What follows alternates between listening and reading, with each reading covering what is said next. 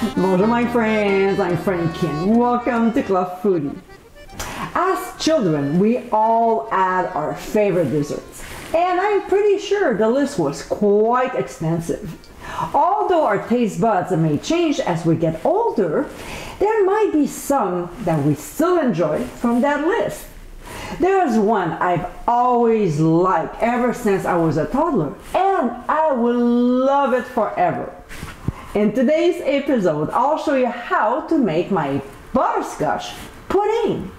If you are a butterscotch fanatic like I am, you'll love this recipe.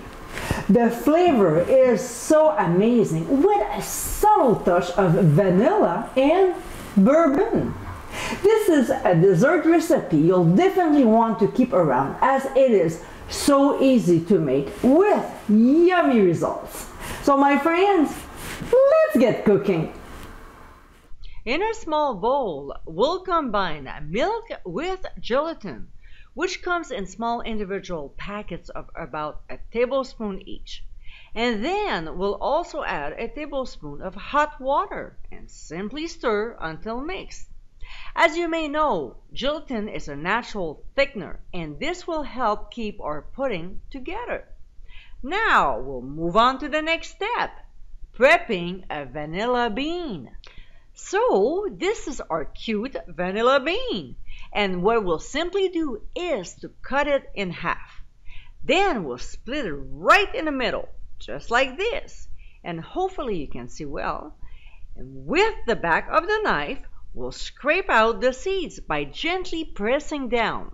I know it's pricey, but when it comes to vanilla, it is absolutely the best. Now, depending on who you're having over for dinner, you might want to go with the cheaper stuff, which is pure vanilla extract. So if you need to know the amount, just go on the website. But all joking aside, I hope you'll go for it. Alright, now in a 3-quart saucepan over medium-high heat, we'll mix heavy cream. Yes, it's rich. It's a dessert, not a salad. Brown sugar, then granulated sugar, the half of the vanilla bean we scraped earlier, and here's a little tip. Always try to reuse them if you can. And finally, the vanilla seeds. We'll stir the ingredients until the sugars are dissolved and bring it to a simmer for just 1 minute. Oh, before I forgot, we'll also add some sea salt. So when it's done, we'll remove the vanilla beans, remove the saucepan from the heat, and add the gelatin mixture to it. We'll stir until it's totally dissolved and let it sit for 5 minutes. Meanwhile, we'll combine butterscotch chips with just a couple tablespoons of bourbon. 5 minutes later, we'll pour the cream gelatin mixture in the pitcher over the butterscotch chips.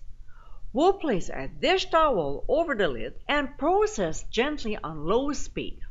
Don't worry, everything will blend very well. You just don't want to go too hard and make a mess. That's all. So when the ingredients are very well blended, we'll pour the butterscotch mixture into 8 dessert dishes, and then place them on a baking sheet lined with a silicone mat, which will make it easier to transfer to the fridge for at least 4 hours or until the pudding is set. And my friends, this is our butterscotch pudding. Smooth, creamy, and delicious. This is a perfect dessert if you like butterscotch, and with the bourbon, it's even better. It is a great flavorful dessert to enjoy after a nice meal. The big plus for this recipe is it doesn't take much time to make. I hope you give it a try soon, and be sure to visit clubfoodie.com for ingredient amounts and more info. Until next time, my friends, bon appétit!